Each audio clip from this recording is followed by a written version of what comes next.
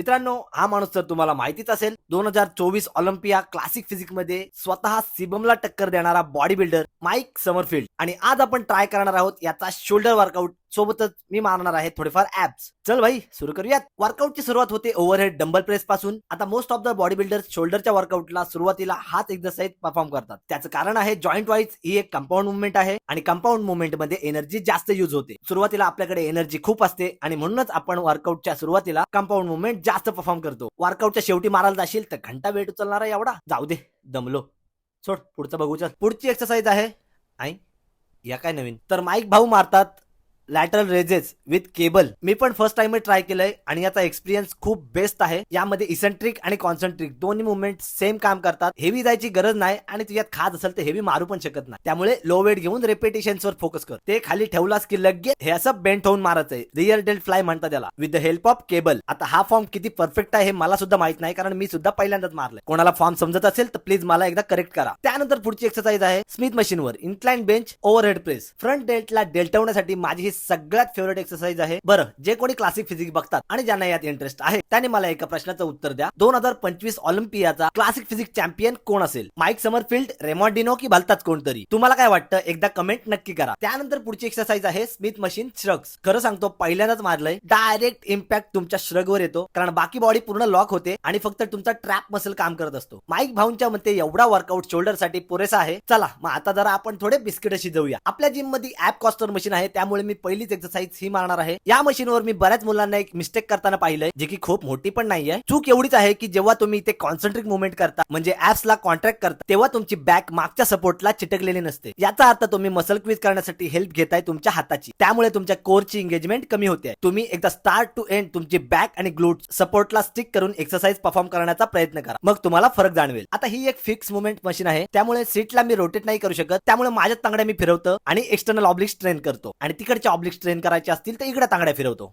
Simple. पाच भाई, एवढ्यातच ऍप्स जमले. तर काय मी जास्त ऍप्स मारत नाही ना, त्यामुळे माझे ऍप्स तेवढे टॉर्चर सहन नाही करू शकत. तिच्या आईली मान लय दुखतंय र, जामच वेट उचलला शोल्डरला. असो, आता आपण पंप चेक करूया. आज मी ट्राय करतो मेन फिजिक्सची पोजिंग तर घंटा येत नाही, पण आज शोल्डर मारलेत ना आणि ऍप्स पण मारलेत, त्यामुळे आज ही पोजिंग रुटीन करतोय. तर मित्रांनो, आपल्या बॉडीची सिमेट्री कशी वाटली तुम्हाला नक्की सांगा. मेन फिजिक्स खेळण्याच्या लायकीची आहे का नाही, का उगाच टाइमपास करताय. बाकी व्हिडिओ आवडले असेल तर वर्कआउट नक्की ट्राय करा आणि अशाच आणखीन मजेदार वर्कआउट रुटीन साठी आपल्या भावाला फॉलो करा. तोपर्यंत आलोच पुढचा वर्कआउट घेऊ.